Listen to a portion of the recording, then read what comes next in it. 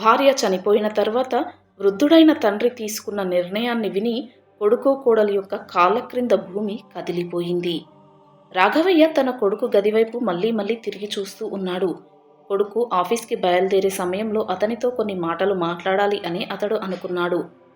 సాగర్ గది నుంచి బయటకు వచ్చి కూర్చుని సాక్సులు తొడుక్కుంటూ ఉండగా, బాబు సాగర్, ఆఫీస్కి వెళ్తున్నావా అని అడిగారు రాఘవయ్య.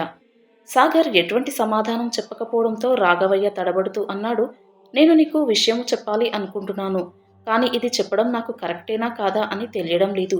ఎందుకంటే ఒక తండ్రి తన కొడుకుకి తన కోరికను ఈ విధంగా చెప్పగలడా? చిన్నప్పుడు పిల్లలు తల్లిదండ్రుల వద్ద తమ కోరికలు చెప్పేవారు, కానీ ఇప్పుడు నేను నీకు నా కోరికను ఎలా చెప్పాలో అర్థం కావడం లేదు అని అన్నాడు. దాంతో సాగర్ కాస్త కోపంతో, నాన్న, ఇప్పుడు నాకు ఆఫీస్కి టైం అవుతుంది. నాకు మీలాగా ఆరాంగా ఉండే తీరిక ఇక్కడ. నువ్వు చూస్తూనే ఉన్నావు కదా, నేను రెడీ అవుతున్నాను అంటే ఆఫీస్కి వెళ్తున్నాననే కదా.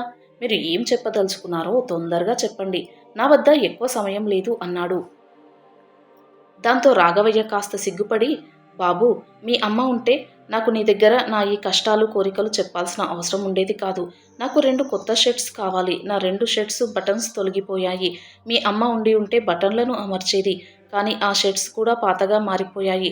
ప్రతిరోజు అవే షర్ట్స్ వేసుకుని బయటకి వెళ్తున్నాను. దానిని చూసి అందరూ ఎగతాళి చేస్తున్నారు అని చెప్పాడు. ఇంతలో రాజేష్ భార్య స్వాతి అక్కడికి వచ్చి, మామయ్య గారు, మీవి రోజు ఉండే కహానీలే, కానీ మీ కొడుకుకి ఆఫీస్కి లేట్ అవుతుంది. ఇటువంటప్పుడు మీ కోరికలు చెబుతారా అన్నది. సాగర్ కోపంగా అన్నాడు, నాన్న, మీ ఎమోషనల్ డ్రామా ఆపండి. షర్ట్స్ బటన్స్ చినిగిపోతే ఆ షర్ట్స్ వేసుకోకండి.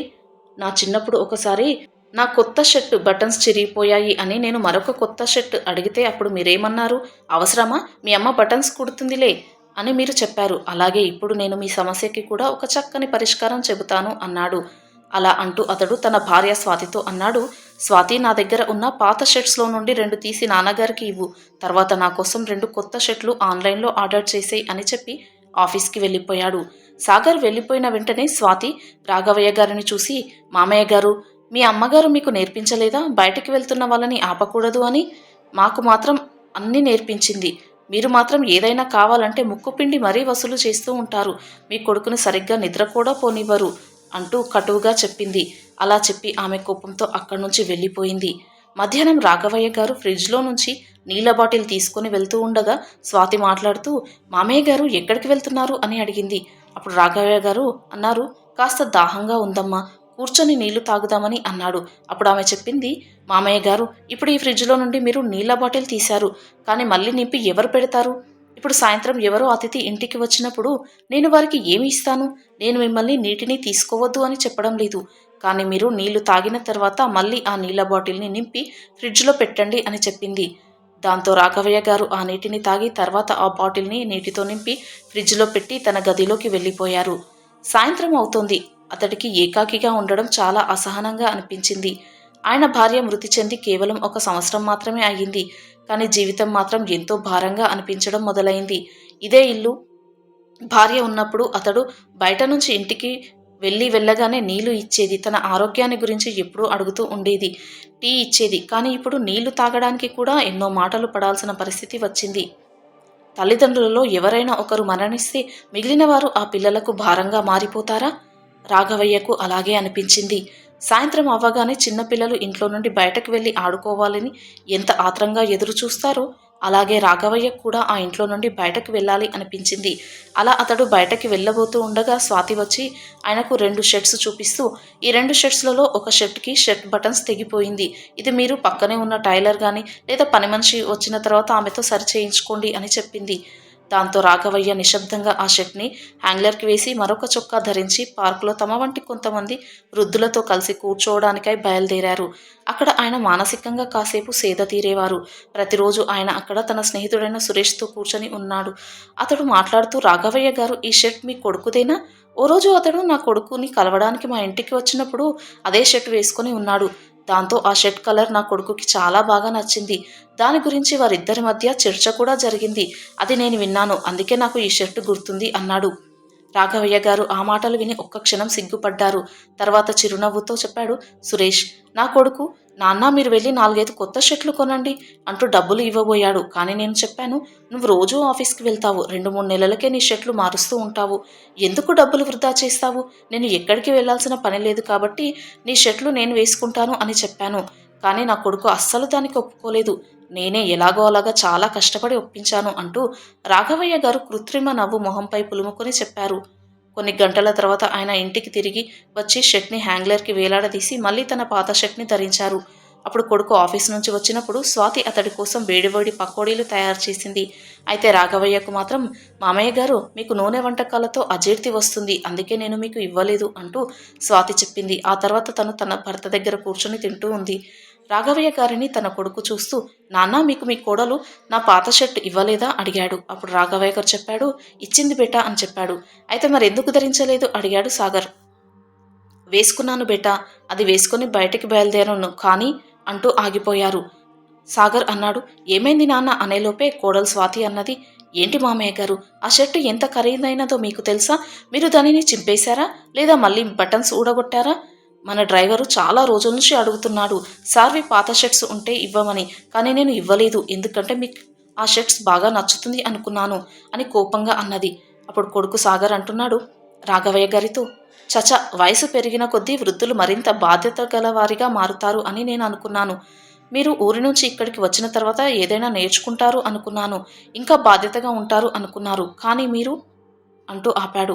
మీ కోడలు మీకోసం ఇంతలా ఆలోచిస్తుంది, కానీ మీరు మాత్రం ఆమెకు సమస్యల్ని పెంచేస్తున్నారు అంటూ అనడంతో అప్పుడు రాఘవయ్య గారు చెప్పారు, లేదు బేట, ఆ షర్ట్ చినిగిపోలేదు, బటన్స్ ఊడిపోలేదు, నేను ఆ షర్ట్ వేసుకొని బయటకు కూడా వెళ్ళాను, కానీ అక్కడ సురేష్ కనిపించాడు, అతడు ఆ షర్ట్ని చూసి గుర్తుపట్టాడు, నువ్వు ఒకసారి వాళ్ళ ఇంటికి తీసుకెళ్ళావట కదా, నీ కొడుకుదా అని అడిగాడు అని చెప్తూ ఉండగానే కోపంతో ఊగిపోయిన సురేష్ అన్నాడు, అసలు నీకు బుద్ధుందా, ఆ షర్ట్ని వేసుకొని నేను ఎవరు బయటికి వెళ్ళమన్నారు, నా పరువు తీయడానికే నువ్వు అలా వెళ్ళావు, నువ్వు కావాలనే అలా చేశావు, అందరికీ చూపించడానికి, చూడండి నా కొడుకు నన్ను ఎంత ఘోరంగా చూస్తున్నాడో అని అందరికీ చాటి చెప్పడానికి పాత షర్ట్లు నాకు ఇచ్చాడు అంటూ అందరికీ చూపించడానికి నువ్వు అలా వెళ్ళావు, నా పరువు తీయడానికై. మీరు రైతులాగానే ఉంటారు, మట్టిలో పుట్టి పెరిగారు, ఆ మట్టిలాగానే మీ బుర్రలు కూడా ఉన్నాయి, ఎంతలా నేను మిమ్మల్ని మార్చాలని ఇక్కడికి తీసుకొచ్చి ప్రయత్నించినా మీరు మాత్రం మారరు అంటూ కోపంతో అక్కడి నుంచి వెళ్ళిపోయాడు. అప్పుడు స్వాతి అన్నది, మామయ్య గారు, మీరు ఈరోజు మీ కొడుకుని ఎంతో బాధ పెట్టారు, కాబట్టి మీరు ఒక పని చేయండి, మీరు రాత్రి భోజన సమయాల్లోకి హాల్లోకి రాకండి, మీరు మీ గదిలో నుండే ఉండండి, బయటికి రాకండి, నేను మీకు భోజనం ఏర్పాట్లు మీకు ఆ గదిలోకే తీసుకొస్తాను అన్నది. రాఘవయ్య గారు తన తప్పు లేకున్నా ఎన్నో మాటలు పడి సైలెంట్గా కళ్ళ నిండా నీళ్లు తెచ్చుకొని తన గదిలోకి వెళ్ళిపోయాడు. తర్వాత రోజు కోడలు స్వాతి తన అమ్మతో ఫోన్లో మాట్లాడుతుంది. ఏం చెప్పనమ్మా, నా ఈ కష్టాలు, అత్తగారి బదులు మామగారు చనిపోయి ఉంటే నాకు ఇన్ని కష్టాలు ఉండేవి కాదు, కనీసం కొంచెమైనా మా అత్తగారు ఉండి ఉంటే నాకు ఇంట్లో పనులు చేసి పెట్టేది, కానీ ఈయన బ్రతికి ఉండడం వలన ఈయనకు నేను సేవలు చేయలేక తల్లడిల్లిపోతున్నాను, కనీసం ఇతడు ఊర్లో ఉంటే అయినా నాకు ఈ చేత చేయడం తప్పేది అంటూ ఇంకా ఏవేవో చెబుతుంది. ఆ మాటలు విన్న రాఘవయ్య ఎంతో బాధపడి తన రూంలోకి వెళ్ళిపోయి సైలెంట్గా కూర్చున్నాడు. అతడు కళ్ళ నిండా నీళ్లు వస్తున్నాయి. తన భార్య ఫోటో వైపు చూస్తూ ఏడుస్తూ ఉన్నాడు. ఇంతలో ఎవరో లోపలికి వస్తున్న చప్పుడయ్యింది. దాంతో కళ్ళు తుడుచుకొని అటువైపుగా చూశాడు. ఆమె పని మనిషి సరోజ. కొన్ని రోజుల సెలవు తర్వాత ఆమె ఇక్కడికి వచ్చింది. ఆమె గదిలోకి వచ్చి చూసి, బాబుగారు, మీరు కాస్త ఈ మంచంపై నుంచి లేవండి, చూడండి ఈ గదంతా ఒకటే వాసన వస్తుంది, ఈ గదిని ఉడవక ఎన్ని రోజులవుతుంది, ఈ బెడ్పై ఉన్న బెడ్షీట్ని కూడా మార్చాలి, చాలా దుమ్ము పట్టిపోయింది, అసలు మీకు స్మెల్ రావడం లేదా, ఆ దుమ్ముతో ఎలా పడుకుంటున్నారు అన్నది. అప్పుడు రాఘవయ్య చెప్పాడు, నీకు పుణ్యం ఉంటుంది తల్లి, జర ఈ బెడ్షీట్ని ఉతికి వేరేది వెయ్యి, అలాగే ఇదంతా ఊడువు, నేను నా కోడలికి పని మరింత పెట్టదలుచుకోలేదు, అందుకే ఏ పని చెప్పలేదు అంటాడు. అలాగే నీకు కాస్త టైం ఉంటే నాకు ఒక పని చేసి పెట్టు అంటాడు. అప్పుడు సరోజ అంటుంది, నిజానికైతే నా దగ్గర సమయం లేదు, కానీ అమ్మగారు బ్రతికి ఉన్నప్పుడు చెప్పారు, నేను లేని సమయంలో బాబుగారి యొక్క మంచి చెడులను చూసుకో అని, కాబట్టి చెప్పండి బాబుగారు, మీకు ఏ పని చేసి పెట్టమంటారు అన్నది. దాంతో రాఘవయ్య గారు హ్యాంగ్లర్కి ఉన్న బటన్స్ ఊడిపోయిన షర్ట్ని తీసుకొచ్చి ఆమెకు ఇచ్చి, ఈ షర్ట్కి బటన్ కుట్టిపెట్టు అని అడిగాడు ఎంతో దీనంగా. ఆ షర్ట్ చూసి ఆమె, ఇది చిన్నబాబు గారి షర్ట్ కదా, మీకు ఇచ్చారా, ఎటువంటి పరిస్థితి వచ్చింది బాబు మీకు, ఇంతకుముందు ఎంత బాగా ఉండేవారు, కానీ అందరి తల్లిదండ్రుల పరిస్థితి ఈ విధంగా ఉండదు కదా, ఇప్పుడు మమ్మల్నే చూడండి, మా మామయ్య గారు ఒకప్పుడు రిక్షా నడిపేవాడు, కానీ ఇప్పుడు అతడు వృద్ధుడైపోయాడు, ఒకరోజు నా భర్త కోపంతో తన తండ్రిని ఏదో అన్నాడు, దాంతో అనగానే రాఘవయ్య గారు అడిగారు, ఏం చేశాడు మీ మామగారు అప్పుడు అడిగాడు. అప్పుడు ఆమె చిరునవ్వు నవ్వుతూ ఏం చేశాడేంటి, మా మామగారు వెళ్ళి తన కొడుకు పైననే పోలీస్ కంప్లైంట్ ఇచ్చాడు. ఈ ఇల్లు నాది, ఇంట్లో నుంచి వాళ్ళను ఖాళీ చేయండి అని చెప్పి కంప్లైంట్ ఇచ్చాడు. నేను ఇంట్లో మిమ్మల్ని ఉంచుకుంటూ ఉంటే నన్ను ఇంతలా అవమానిస్తారా? మీకు బదులు ఈ ఇంటిని నేను సగభాగం ఎవరికైనా కిరాయికి ఇచ్చి ఆ వచ్చిన డబ్బులతో పని మనిషిని పెట్టుకుంటే మాకు ఎన్నో డబ్బులు మిగలడంతో పాటు కూర్చున్న దగ్గరే ఎన్నో సేవలు జరుగుతాయి.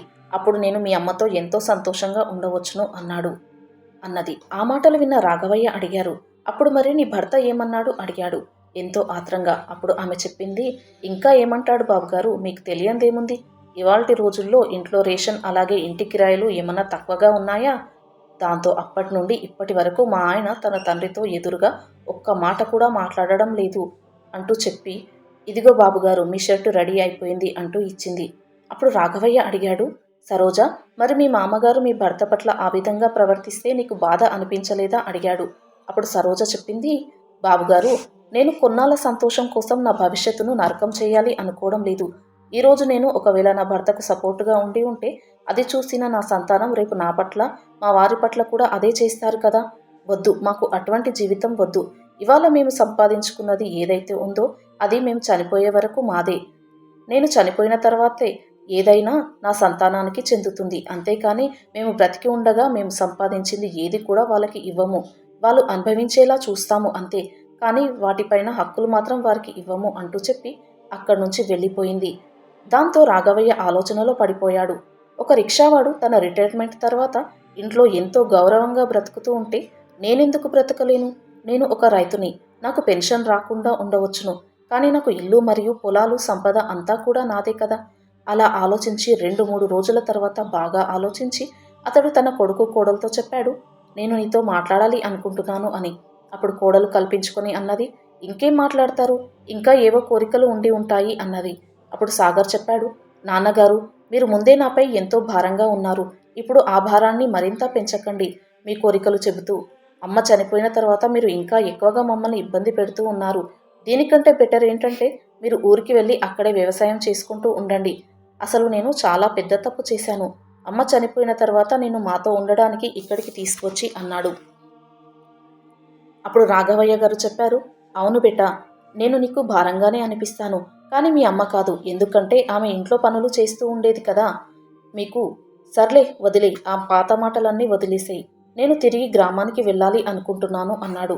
ఆ మాటలు విని స్వాతి ఎంతో సంతోషపడింది. అప్పుడు రాఘవయ్య గారు చెప్పాడు, నేను అలా మన ఊరికి వెళ్ళి అక్కడ ఉన్న మన పాత ఇంటిని బాగు చేయించాలి అనుకుంటున్నాను. అలా బాగు చేయించి అక్కడే ఉంటాను. అందుకోసం ఈ ఇంటిని అమ్మి ఆ వచ్చిన డబ్బులతో నేను ఆ ఇంటిని బాగు చేయిస్తాను. తర్వాత వ్యవసాయాన్ని ప్రారంభిస్తాను అన్నాడు. ఆ మాటలు విని స్వాతి అన్నది, మామయ్య గారు, ఇది ఎంత మోసం, మీరు నా ఇంటిని ఎలా అమ్ముతారు అన్నది. సాగర్ నిశ్చేష్టుడిగా అలాగే నిలబడి చూస్తూ ఉండిపోయాడు. అప్పుడు రాఘవయ్య గారు చెప్పారు, మోసమా? మీ ఇల్లా? ఈ ఇల్లుని నేను నా యొక్క కొంత పొలాన్ని అమ్మి అలాగే కొంత లోన్ తీసుకొని ఇల్లుని కట్టించి ఇచ్చాను. ఈ ఇల్లు మీది ఎలా అవుతుంది? ఇక మోసమంటావా? నాకు అది చేయడం అసలే రాదు, కానీ నేనే మోసగించబడ్డాను మీ ద్వారా అన్నాడు. స్వాతి స్వాగర్ని చూస్తూ చెప్తుంది రాఘవయ్య గారితో, మామయ్య గారు, మీరు ఇదంతా చేస్తే అసలు మీకేం వస్తుంది? అసలు మిమ్మల్ని ఈ విధంగా ఎవరు మార్చారు? మీకు ఈ విధంగా ఎవరు నేర్పిస్తున్నారు అన్ని మాటలు అన్నది. నాకు ఎవరూ కూడా నేర్పించలేదు. ఇంకో మాట జాగ్రత్తగా వినండి. నేను ఎవరిపైనా భారం కాదు. నేను ఇప్పుడు ఉద్యోగం చేయకపోవచ్చును, కానీ నేను ఒక రైతుని. నా చెమటలు తీసి కష్టపడి పంటలు పండించి తినేవాడిని. ఇక ముందు కూడా అలాగే తింటాను. ఈరోజు నువ్వు కొత్త షర్టు, కొత్త టై, బూట్లు వేసుకొని నువ్వు ఆఫీస్కి వెళ్తూ ఉన్నావు. కానీ ఎప్పుడైనా ఆలోచించావా? నువ్వు ఏ మట్టినైతే విసుక్కుంటున్నావో ఆ మట్టిలోనే నేను ఎంతో కష్టపడి చెమటలు తీసి నిన్ను ఈ స్థాయిలో నిలబెట్టాను. కానీ ఇవాళ నీ నుంచి నాకు కనీసం 2 షర్ట్లు కూడా తీసుకోవడానికి ఆశ లేదు. కాబట్టి నేను ఊర్లో ఉన్న నా ఇంటికి వెళ్తున్నాను. నేను అక్కడికి వెళ్ళి తిరిగి వ్యవసాయం ప్రారంభించడానికి, ఆ ఇంటిని బాగు చేయించడానికి నాకు డబ్బులు కావాలి. అవి ఇప్పుడు నా దగ్గర లేవు. అందుకే నేను ఈ ఇంటిని అమ్మివేయాలి అనుకుంటున్నాను. అలాగే మిగిలిన డబ్బులు నా జీవితాన్ని తిరిగి ప్రారంభించడానికి నాకు అవసరం అవుతాయి అన్నాడు. అప్పుడు కోడలు చెప్తుంది, ఆహా, వృద్ధాప్యంలో మీరు నవయువకుడిలాగా తయారవుతున్నారా? మీ ఏజ్ ఎంత మీకు తెలుస్తుందా? ఇప్పుడు మీరు వెళ్ళి మళ్ళీ పని ప్రారంభిస్తారా అన్నది. అప్పుడు రాఘవయ్య అన్నాడు, ఈ వృద్ధాప్యంలో తల్లిదండ్రులు మీకు భారంగా అయినప్పుడు మా భవిష్యత్తును మేము చూసుకోవాలి కదా. అందుకే నా జీవితాన్ని తిరిగి ప్రారంభించాలనుకుంటున్నాను. నేను నాకు తెలిసిన వాళ్ళతో చెప్పి 2 వారాల తర్వాత ఊరికి టికెట్స్ తీయించాను ట్రైన్కి. మరో 2 రోజుల్లో ఈ ఇంటిని చూసుకోవడానికి కొనేవాళ్ళు వస్తూ ఉన్నారు. కాబట్టి ఈ ఇల్లుని మీరు ఖాళీ చేయడానికి సిద్ధంగా ఉండండి అని చెప్పి రాఘవయ్య గారు తన గదిలోకి వెళ్ళిపోయారు. దాంతో సాగర్ మరియు స్వాతికి నోట మాట రాలేదు. వాళ్ళు ఊహించని షాక్ తగిలింది వారికి.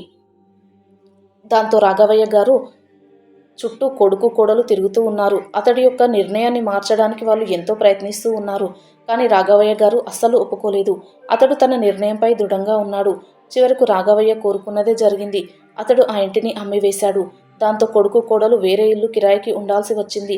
అలా ఉంటూ వాళ్ళు రాఘవయ్య గారి దగ్గరికి వెళ్ళి అతడిని కాళ్ళ వేళబడుతూ బ్రతిమలాడుతూ ఉన్నారు. తమకు ఆర్థిక సహాయం చేయమని ఇల్లు కట్టుకోవడానికి అంటూ. అప్పుడు రాఘవయ్య గారు చెప్పారు, నేను మరణించే వరకు వేచి చూడండి. నా ఆస్తి నా మరణం తర్వాతే మీకు వస్తుంది. అది కూడా మీరు నా పట్ల మంచిగా ప్రవర్తిస్తేనే. లేదంటే నేను నా ఆస్తిని ఏదైనా అనాథ ఆశ్రమానికి రాసి ఇచ్చి అక్కడే హాయిగా ఉంటాను అని చెప్పాడు. రాఘవయ్య గారు చాలా సాధారణమైన మంచి వ్యక్తి. కానీ కొడుకు కోడలి యొక్క ప్రవర్తన అతడిని ఈ విధంగా కఠోరమైన నిర్ణయం తీసుకోవడానికి ప్రేరేపించాయి. తల్లి మరణించిన తర్వాత తండ్రిని చూసుకోవడానికి మనం మన పిల్లలలాగా వారిని చూసుకుంటే ఇందులో తప్పేముంది?